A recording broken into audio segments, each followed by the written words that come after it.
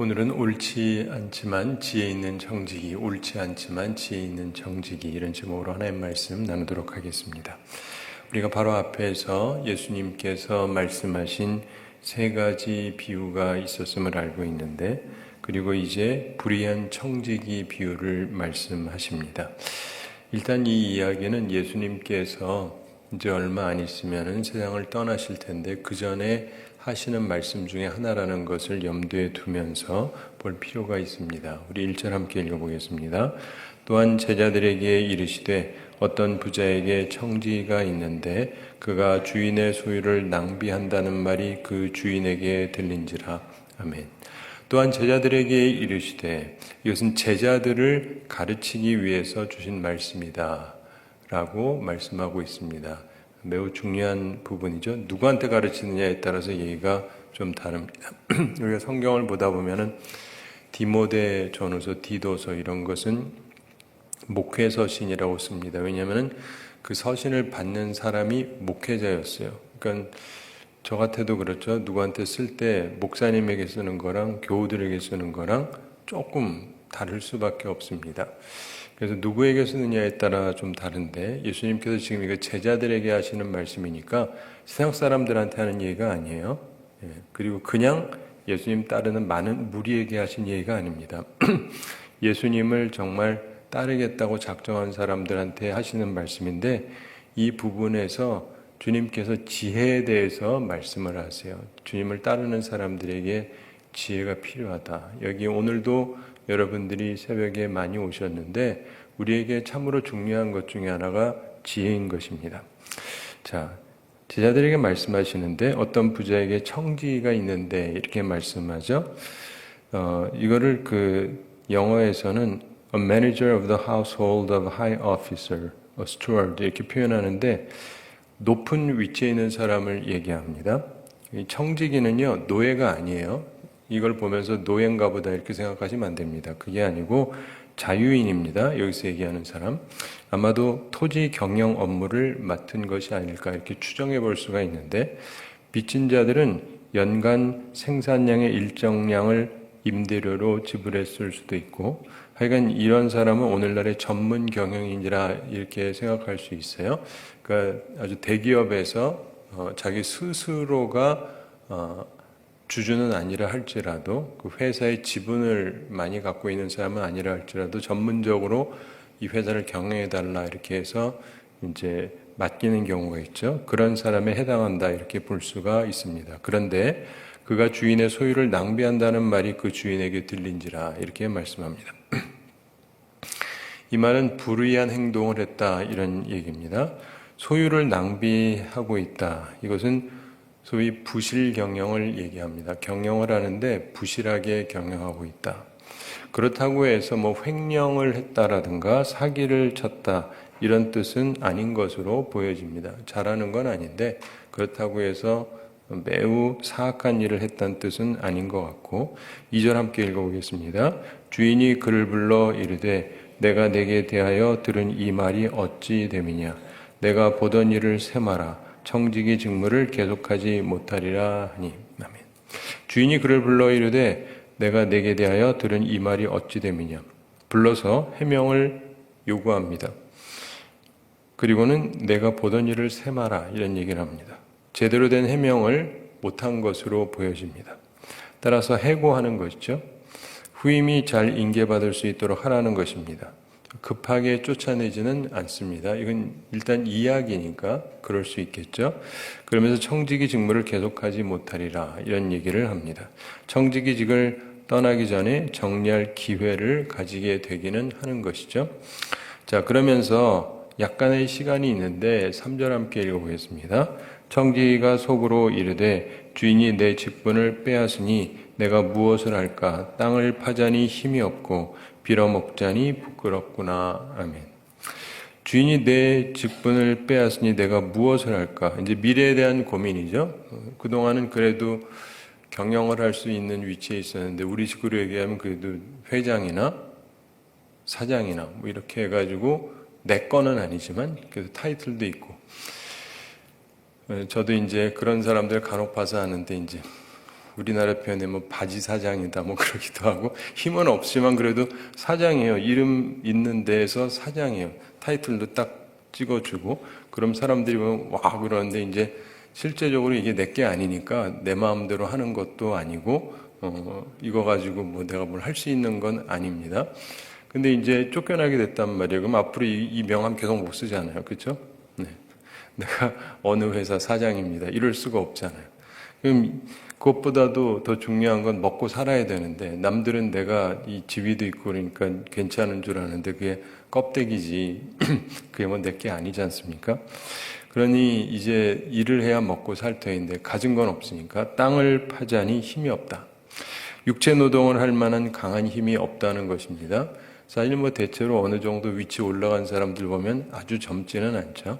그래서 뭐 나이도 좀 들었을 수도 있고 경영은 할 수 있지만은 육체 노동하기엔 좀 힘이 들고, 그렇다고 빌어먹자니 부끄럽다. 자존심이 있으니까 구걸할 수도 없고 고민을 하게 됩니다. 이거 아니면 저건데 아무래도 일을 하든지 뭐 누구한테 꾸든지 해야 되는데 둘 다 좀 마음이 좀 불편한 것입니다. 우리가 인생을 살면서 고민하게 되는 것이 뭐냐면요, 여러분, 사람이 고민하는 이유가 있습니다. 스트레스를 받게 되고 고민하게 되는 이유가 있는데, 사람이요 한 가지 생각만 하면 고민이 별로 없습니다. 그런데요, 생각이 두 개가 같이 공존하는 순간 마음이 곤란해지기 시작을 하는 거예요. 이래야 되나 저래야 되나. 네. 근데 이러기도 못하고 저러기도 못하고 살다가 보면 이제 이때가 굉장히 곤란한 상황이에요. 이래야 되나 저래야 되나, 이러기도 곤란하고 저러기도 곤란하고. 그렇죠? 네. 그럼 어떻게 해야 되지?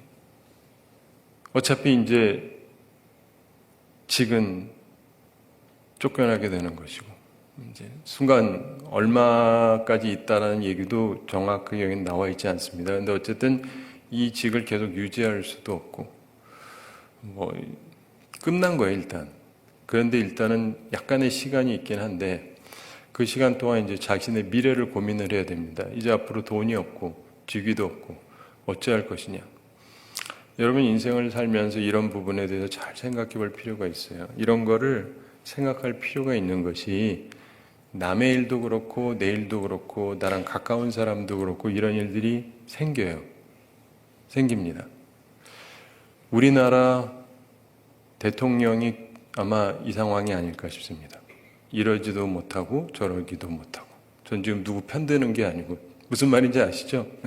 일단은 직위가 정지가 됐어요. 뭐 다시 되찾을 수도 있고 뭐 이런 생각도 하지만 뭐 하여간 쉬운 일은 아니겠죠. 그러니까 그분도 머리가 얼마나 골치 아프겠습니까? 이러기도 못하고 저러지도 못하고. 국회에서 뒤집어졌을 때부터 사실은 약간의 시간이 있긴 했지만 그때 대처를 잘 못한 것 같긴 한데, 근데 기본적으로 사람이 있잖아요. 그런 상황이 어떤 한 사람에게가 아니라 나도 그렇고 우리 모두에게 그런 일들이 생길 수가 있어요. 근데 주님께서 그런 부분에 대해서 얘기를 하십니다. 지금 예수님도요, 이제 얼마 있다가 세상을 떠나실 거예요. 시간이 많지 않습니다. 그런 면에 있어서 그때를 잘 활용한 사람이 있죠. 우리 요한복음에 보면은 가장 저는 항상 생각나는 것 중에 하나가 나사로를 예수님이 살려주시는데, 그 나사로 집안에 두 누이가 있었지 않습니까? 근데 마리아가 그 집안에서 예수님에게 식사 대접을 하면서 예수님이 오셨을 때 향유를 붓습니다. 그 사건은 다 잘 아시잖아요. 근데 예수님이 이번 주에 돌아가실 거예요. 그럼 끝이에요. 앞으로 내가 엄청난 일을 해봤자 주님은 여기 없어요. 이 마지막 시간을 활용한다는 건 굉장히 중요해요. 근데 그 여인은 이거를 알고 주님 앞에 향유를 부은 거죠. 그래서 우리한테 지금까지 기억이 되잖아요. 어떤 거는요, 딱 그 시점을 놓치면 못해요. 근데 어떤 경우는 하는 사람이 있는데 이런 사람이 역사에 남는 거예요.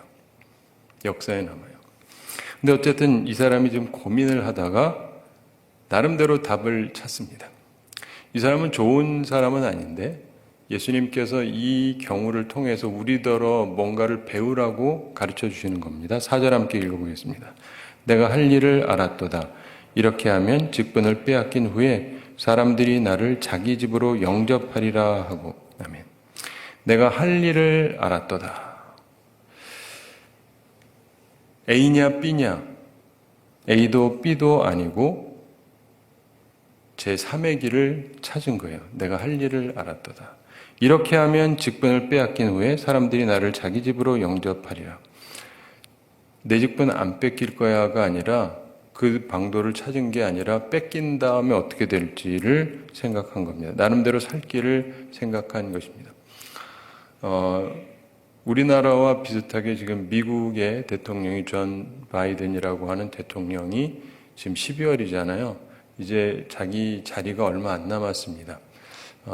한 달도 채 안 남았는데 그러면 이제 이분이 그만두게 되고 다른 대통령이 서게 됩니다.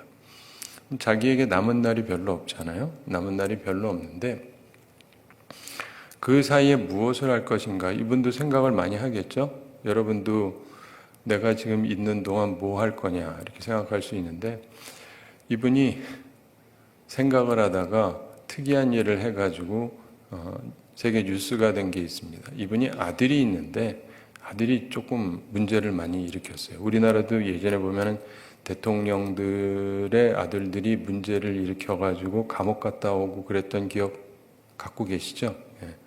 그런 대통령들이 몇 분 계셨죠. 그래서 아들들이 감옥에 갔다 오고 막 그랬습니다. 근데 이분 아들도 감옥 갈 죄를 졌어요. 확연하게 졌습니다. 그래가지고 최소 수십 년은 이제 가 있게 된 건데, 근데 이번에 하여간 판결도 나고 그랬거든요. 그러면 보통 1심, 2심, 3심 이렇게 갈 수도 있는데 그냥 받아들였어요. 그러면 이제 감옥을 가야 되겠죠. 네. 그리고는 존 바이든 대통령께서 어떻게 하셨느냐? 우리 아들 사면 땡땡땡 끝 했어요. 이거 진짜예요. 제가 나쁘게 얘기하는 게 아니라. 근데 대통령의 권한인 거잖아요. 이게 이래도 되느냐? 라고 말을 할 수 있지만 어쨌든 권한은 권한 맞죠? 네. 그래가지고 아들을 사면을 시켜줬어요. 실제예요. 한 가지는 있죠. 존 바이든이 앞으로 그 아들한테 대접은 잘 받겠죠? 무슨 말인지 아시죠? 예. 그리 의로운 행동이라고 볼 수는 없지만 지혜로운 행동이라고 볼 수는 있겠죠. 아버지 아들 사이에서는. 그런 것처럼 여기서 이 사람이 특이한 얘기를 합니다. 내가 어차피 이 자리를 잃긴 할 텐데 내가 자리 잃으면 누가 뭐 나를 잘해줄 사람이 누가 있습니까? 그렇죠? 그런데 사람들이 날 잘해줄 방법을 찾았다는 거예요. 아니 세상에 자리를 잃어버린 사람들 아무도 안 보거든요. 근데 어떻게 하면 나를 보게 만들 수 있느냐? 자기들을 자기 집으로 자기를 영접할 거다. 이런 생각을 해낸 거예요. 이건 굉장히 특이한 얘기입니다. 예수님이 이런 얘기를 우리한테 가르쳤다는 게 굉장히 저는 의미심장하다고 생각을 합니다. 5절 함께 읽어보겠습니다. 주인에게 빚진 자를 일일이 불러다가 먼저 온 자에게 이르되 내가 내 주인에게 얼마나 빚졌느냐. 아멘. 주인에게 빚진 자를 일일이 부릅니다. 빚진 사람들 있죠? 크게 경영을 했으니까. 그리고 아까 말씀드린 것처럼 내용적으로 보면 이게 아마 토지 경영을 한 것 같습니다. 그래서 여러 가지 곡물들 이런 것들이 있었을 텐데 빚진 사람들을 전부 부릅니다. 생각해 보면은요, 이것도 보통 일은 아닙니다. 근데 여기서는 두 가지 예만 들고 있습니다. 먼저 온 자에게 이르되 내가 내 주인에게 얼마나 빚졌느냐. 빚진 자에게 개인적으로 은혜를 입게 하려고 하는 거예요. 주인한테 빚진 사람한테 이 사람이 나한테 은혜를 입게 하겠다라고 생각을 한 거예요. 의로운 건 아니에요. 오해하지 마세요. 이게 의로운 것도 아니고 일반적으로는 잘했다고 말할 수는 없지만 그렇지만은 의롭진 않지만은 지혜롭긴 하다.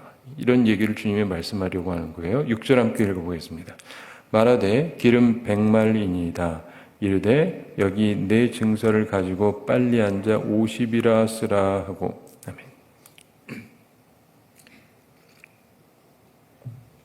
기름 100말이니이다. 빚이 기름 100말이다. 이렇게 얘기합니다. 그랬더니 이분이 뭐라 그러냐면 이르되 여기 내 증서를 가지고 빨리 앉아 50이라 쓰라. 아니 빚진 게 꽤 되는데 이걸 딱 반으로 쓰라는 거예요. 저기서 보면은 절반으로 탕감을 해줍니다. 근데 이거 할 때에도 보면요, 지혜로워요. 여기서 얘기하는 게 성경적 지혜라기보다 하여간 머리는 굉장히 좋은 건데, 자, 이 사람한테 내가 50으로 해줄게 하고 자기가 고쳐 쓰고 있는 거죠? 아니에요. 어떻게 돼 있어요? 내 증서를 가지고 빨리 앉아서 50이라 쓰라. 누구한테 하는 거예요? 빚진 사람한테. 맞죠? 요것도 굉장히 중요해요. 내가 그 사람 앞에서 이거 50이다 했으면 누가 한 거예요? 내가. 근데 그 사람이 앉아서 쓰면 누가 쓴 거예요? 그 사람이. 이런 걸 무슨 관계라고 그러냐면 공범 관계라고 그러는 거예요. 이해가 되시죠? 내가 있으면 이 사람이 나중에 난 몰라요. 그분이 그냥 그렇게 썼어요. 그러면은 넘어갈 수 있는데 쓰기를 자기가 썼잖아요. 단지 이 사람이 넘어가 준 거죠. 이런 경우를 공범이라고 하는 겁니다. 그래서 같이 한 거기 때문에 나중에 뭐 폭로한다라든가 이럴 일이 없어요. 왜냐면 자기가 쓴 거니까 법적으로 하면 쓴 건 자기잖아요. 이해가 되세요? 예수님이 이런 말씀 하셨다는 게 굉장히 신기해요. 어떻게 이런 얘기를 하실까? 그러나 어쨌든 이런 얘기를 하십니다. 그래서 머리는 되게 좋잖아요. 오늘날 많이 걸리는 사람들 보면은 다 자기가 말했기 때문에 걸린 거 아니에요. 그래서 우리 증거 그러잖아요. 증거. 근데 증거를 자기가 남기는 게 아니에요. 이 사람이 자기가 쓰는 거니까 자기는 보고 그냥 넘어가 주는 거죠. 그렇죠? 지혜롭긴 하죠. 제 얘기가 아니에요. 예수님이 그렇다고 말씀하는 거예요. 근데 진짜 지혜롭긴 하죠. 저 사람이 뭐 나가서 떠들고 내가 뭔 짓을 했다라고 말할 수가 없는 거예요. 자기가 쓴 거니까. 그렇죠? 나중에 걸려도 누가 썼어? 그러면은 제가 썼는데요. 그럼 쓴 사람 잘못이죠, 뭐. 그렇죠? 그러니까 그럴 수가 없어요, 자기가. 공범 관계가 되기 때문에 누설하기가 어렵습니다. 누설 안 하죠, 자기가. 일단 자기가 이익을 보는 것이고, 빚이 있는데, 사람이 빚이 많은데, 여러분이 혹시 빚 가지셨는지 모르겠는데, 빚을 반으로 딱 깎아준다. 그럼 좋잖아요. 우리나라에서 요즘 빚이 좀 있다면 거의 다 뭐, 자기 집, 뭐, 혹은 사업하느라고 대출받은 사람들이 있을 텐데, 은행에서 오라고, 그러면서 은행장이 갑자기 날더러 빚이 얼마 줬어요? 한 5억 줬습니다. 그래요? 2억 5천으로 여기다 쓰세요. 쓰실래요? 말래요? 참 이상한 말을 한다, 목사가. 근데 참 곤란하죠? 근데 그분 스스로가 2억 5천이라고 쓰면 내가 속이 편한데 날더러 쓰래요.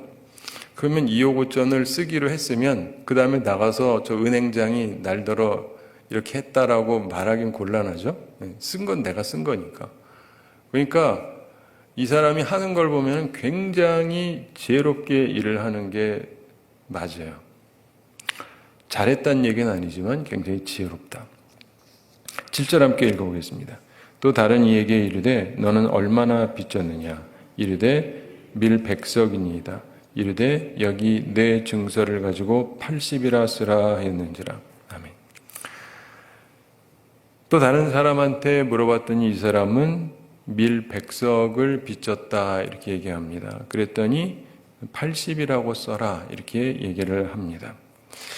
자, 우리가 생각을 해보면요, 어쨌든 이 일을 하게 됐는데 100석인데 80석으로 써라. 그래가지고 깎아주니까 이 사람은 빚이 그만큼 줄어드니까 기분은 좋았겠죠. 그런데 또 생각해보면은 이런 일은 언젠가는 알려지게 됩니다. 대부분의 모든 일들은 알려지게 돼 있어요. 알려지게 되었겠죠. 사실은 이 스토리에서 예수님이 말씀하고자 하는 게 이게 알려지게 되었다는 거예요. 많은 경우 사람들이 내가 일 저지르면 아무도 모를 거다 그러는데 모르긴 누가 몰라요.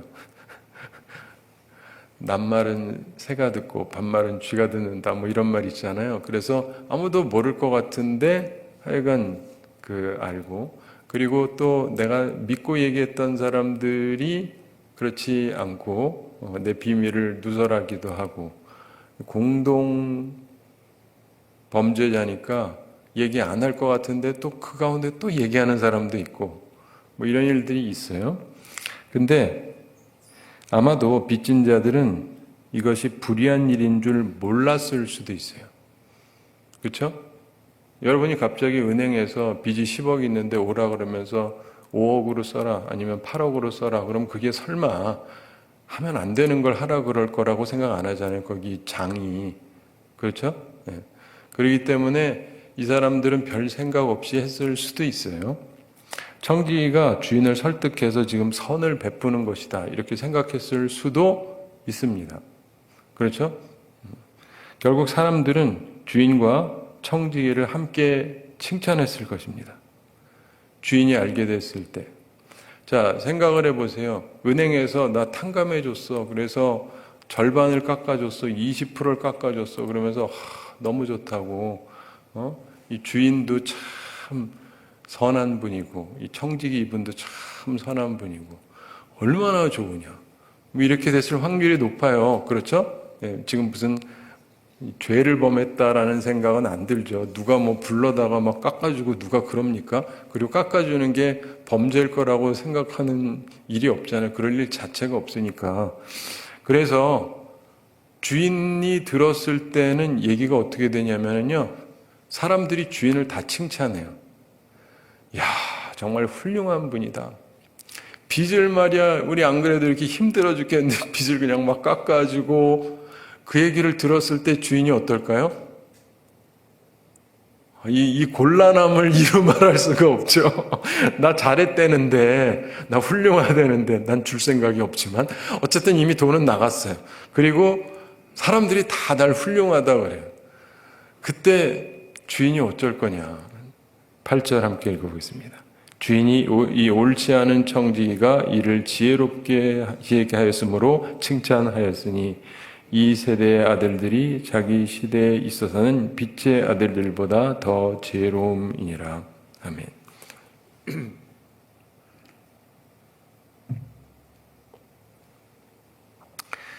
주인이 이 옳지 않은 청지기가 이를 지혜 있게 하였으므로. 옳지 않은 일이죠. 그렇지만 지혜롭습니다. 무엇이 지혜로운 거냐? 자신의 미래를 준비한다는 게 지혜로운 것이죠. 사람들이 은혜를 입으면, 그것도 큰 은혜를 입으면 고맙지 않습니까? 이런 거를 염두에 둔 거죠. 그러면서 지혜롭게 했기 때문에 칭찬하였다. 야, 지혜로운 사기꾼이구나. 뭐 이런 얘기입니다. 우리 보통 보면 사기꾼은 보통 보면 이 나쁜 놈이잖아요. 근데 이게 나쁜 사기꾼이 아니라 참 지혜로운 사기꾼이다. 이런 말을 하는 셈입니다. 그의 부정을 칭찬한 것은 아닙니다. 그러나 그가 앞날을 대비했다는 것을 칭찬한 것입니다. 그러면서 이 시대의 아들들이 자기 시대에 있어서는 빛의 아들들보다 더 지혜로움이니라. 하나님의 자녀들이 구원에 영향을 주는 일을 하는 것보다 세상 사람들이 세상 일에 더 기민하고 지혜로운 면모를 종종 보여준다는 것입니다. 사랑하는 성도 여러분, 우리가 이걸 보면서요, 예수님께서 말씀하고자 하는 바를 잘 생각해 볼 필요가 있습니다. 나는 지혜로운가? 나는 지혜로운가? 내가 가지고 있는 이 지위를 가지고 지혜롭게 할 것인가? 제가 오늘도 이제 속으로 말할까 말까 하다가 이제 하라는 느낌이 있어서 말씀을 드리면, 제가 우리 부목사님에게는 했던 적이 있어요. 우리나라 대통령이 얼마 전에 계엄령을 선포했다가 국회에서 뒤집었잖아요. 2시간 반 만에. 그래가지고 그게 이제 다시 해제가 되는데, 그리고는 이제 대통령을 탄핵시키겠다고 그러면서 탄핵을 발의했는데, 그거를 이제 투표를 해야 되지 않습니까? 근데 넘어갈 거냐 말 거냐 할 동안 시간이 있죠. 시간이 얼마 없어요. 그렇지만 시간이 있기는 있어요. 근데 딱 그 얼마 안 되는 과정 속에 처음에는 안 되고 그 다음 주에 됐는데 그 사이에 이제 몇 가지 일들이 있었어요. 그 사이에 이분이 이 말씀을 생각했더라면 상황은 많이 달라졌을 수도 있어요. 제가 말씀을 드렸던 적이 있는데 그 사이에 이제 어떤 또 야당의 어떤 대표가 있잖아요. 이분이 실형을 선고받고 감옥에 가게 됐습니다. 2년 동안 이제 감옥 가게 돼 있는데 이미 들어갔죠. 근데 그게 그 투표하기 바로 전이었어요. 근데 제가 그랬습니다. 나 같으면은 불러다 놓고 얘기하겠다고. 내가 당신 사면해 주겠다. 보통 사람 생각도 안 하죠. 사면을 왜 해줘요? 사면을 해주니까 나도 좀 괴롭히지 마라. 그러면 이 사람이 머리가 얼마나 곤란하겠어요. 그리고 현재 지금 야당의 제1야당 대표 같은 경우도 1심에 이미 판결 난 게 있는데 그거 나중에 가면 대통령 못해요. 그러니까 빨리 어떻게 해보려고 하는데 불러다가 우리 그냥 잘 지냅시다. 당신 거 받아들이고 내가 사면해 줄게. 그렇게 해서 막 해버리는 순간 갑자기 온 국민이 머리가 골치 아파지기 시작을 하는 거예요. 그렇죠? 이게 굉장히 지혜롭긴 한데 의로운 건 아닌데 어쨌든 간에 그 사람들도 뭐 자기 거 다 사면해 준다는데 복잡하잖아요. 자기들도. 그리고 계속 싸워야 될 이유가 상대적으로 없어지기도 하고 근데 그런 생각을 사람들이 잘 안 합니다. 우리나라는요. 제가 참 가슴 아프게 생각하는 게 뭐냐면 우리한테 있는 표현이 있어요. 너 죽고 나 죽자. 너 죽고 나 죽자. 미국에는 이런 표현 자체가 없습니다. 저희 아들하고도 이번에도 얘기했는데 우리 아들이 있대요. 그래서 뭐 그랬더니 네가 날 죽이면 나도 가만 안 두겠다. 아니 그거랑 너 죽고 나 죽자는 다른 것이다 아들아. 아니 나를 죽이면 나도 가만 안 두겠다는 것은 그거하고 너 죽고 나 죽자는 다르죠. 우리나라 그 뜻 아시잖아요. 나 살 생각 없는 거예요. 너나 나나 같이 죽자는 거니까. 이게 우리나라한테 있는 우리나라 사람들의 이상한 곤조 같아요. 이게 좀 고쳐질 필요가 있는데 여러분에게도 그런 생각이 혹시 있으신지 모르겠는데 그러지 마세요. 전 딴 나라도 다 있는 줄 알았는데 아닙니다. 우리나라만 있어요. 왜 그럴까요? 너 죽고 나 죽고. 그러니까 서로 죽는. 계속해서 피곤하기만 하는. 그래서 저희 아버님에게 맨날 듣던 얘기 중에 하나가 뭐냐면 교회 싸움을 보면 끝까지 간다. 하여간 싸우질 말아야지. 우리나라 사람들은 한번 싸우잖아요. 끝까지 가요. 심지어 교회에서도. 하다가 그만두지를 않아요. 하여간 네가 죽든지 내가 죽든지 사실 그러다 보면은 다 고생을 하죠. 교회가 멀쩡한 교회가 있는데 싸움이 벌어지잖아요. 그럼 세 쪽이 나요. 싸우는 쪽 그리고 둘 다 싫은 쪽. 그래가지고 교회는 완전 엉망이 됩니다. 그러니까 우리 인생을 살아가면서요. 어느 선에서 적정선에서 끝을 내야 되고 타협도 하고 해야 되는데 나는 과연 지혜로운가? 여러분 내가 갖고 있는 지위는 영원히 갈 것 같습니까?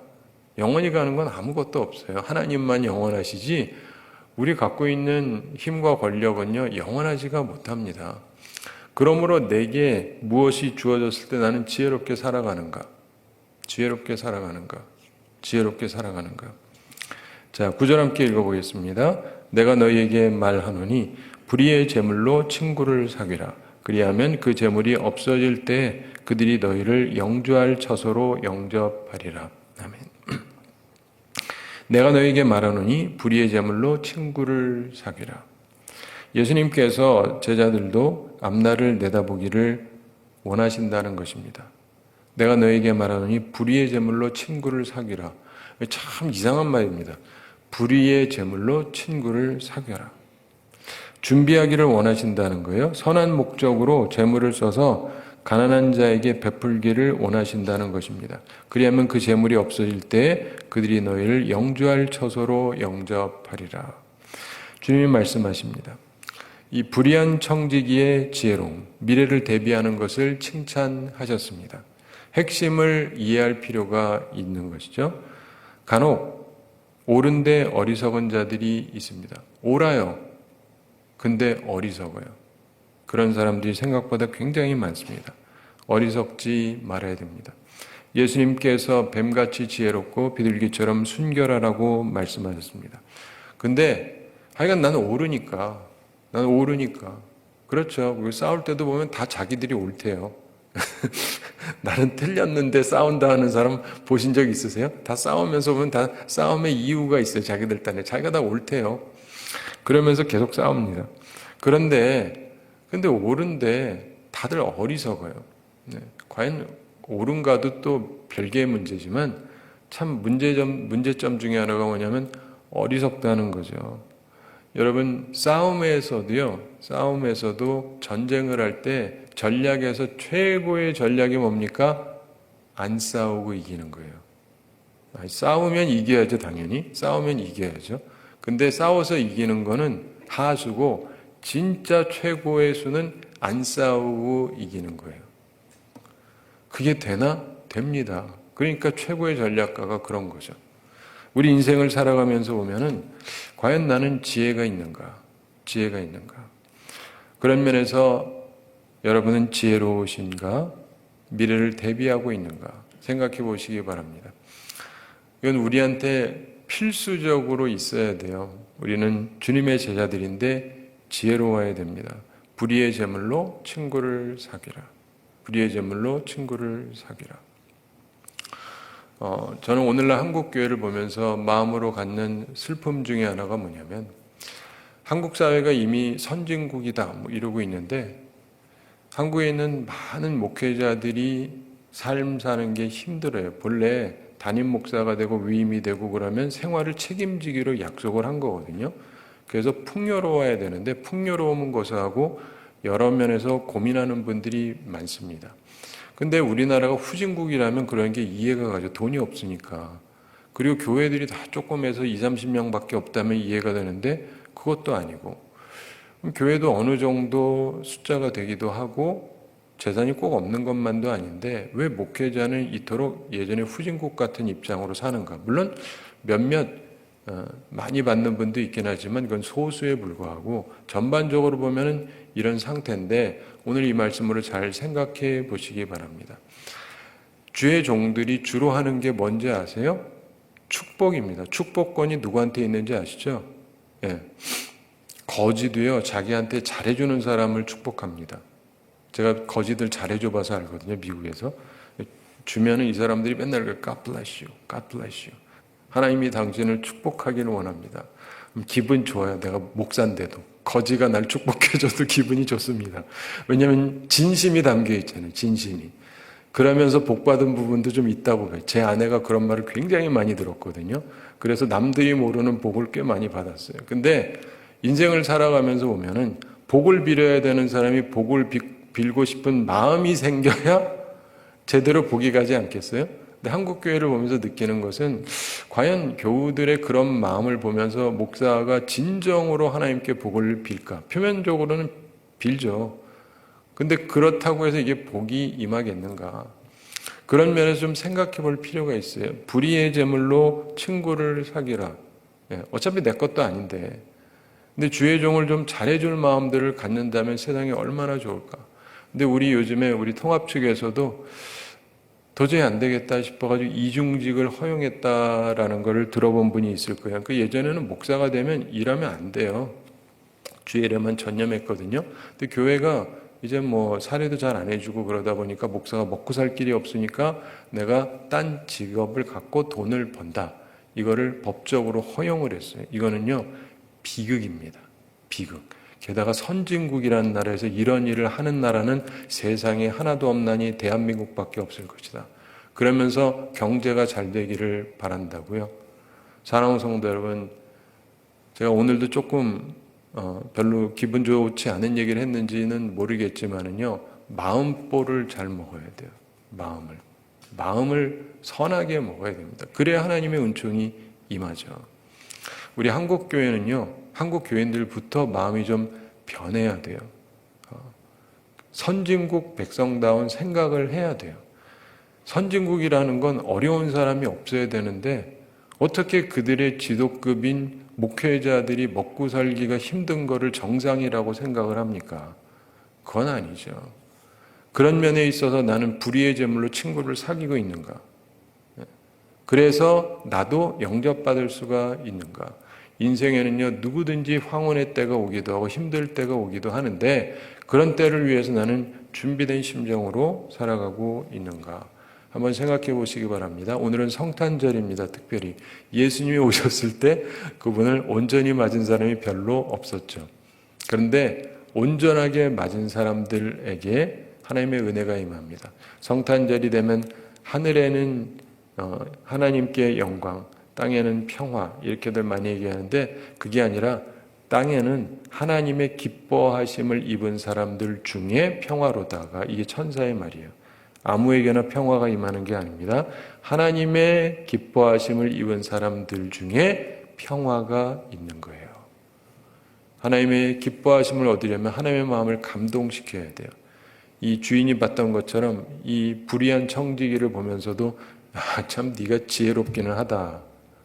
바로 이런 면에서라도 우리는 어떻게 살고 있는가를 돌이켜보고 주님을 향해서 우리가 다른 모든 부분들을 향해서 어떤 마음을 품고 있는가를 돌이켜보고 온전하게 살아감으로 하나님께 영광 돌리며 살아가는 우리 모두가 되기를 바랍니다. 우리 함께 기도하겠습니다.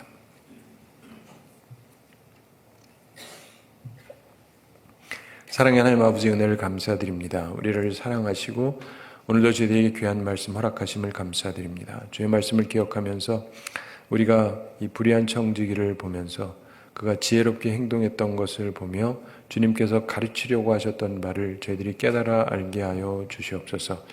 우리에게 주어진 삶 어떻게 살아가고 있는지, 우리에게 주어진 재물 어떻게 활용하고 있는지 돌이켜보게 하여 주시옵소서. 주님 앞에서 우리들이 온전히 나아가게 하여 주시옵소서. 오늘도 주님께 제물을 드린 성도들이 있습니다. 하나님께서 기쁘게 받으시고 흠양하시고 또 특별히 이것이 주의 종을 위해서 또 선교를 위해서 나가려고 하는 목사님을 위해서 드려질 것인데 주님께서 함께해 주시고 이 물질을 축복해 주시고 또 선한 손길들 위에 함께 하셔서 주의 은총으로 복 내려 주시옵소서. 주님 우리 모든 성도들 영육간에 강건케 해주시고 일용할 양식 공급해 주시고 시험에 들지 않고 악과 싸워 이기는 주의 용사들이 다 되게 하여 주시옵소서. 특별히 성탄절을 맞이하면서 이 땅에 하나님의 아들이 오셨으나 영접하지 않았던 사람들의 모습을 생각하며 과연 우리의 모습은 어떤지를 생각해 보게 해주시고 우리가 마음문을 열고 주님을 영접하고 주님을 위해서 우리의 삶의 모든 것들을 드릴 수 있는 그런 온전한 마음을 갖는 주의 백성들이 다 되게 하여 주시옵소서. 감사드리며 예수님의 이름으로 기도드리옵나이다. 아멘.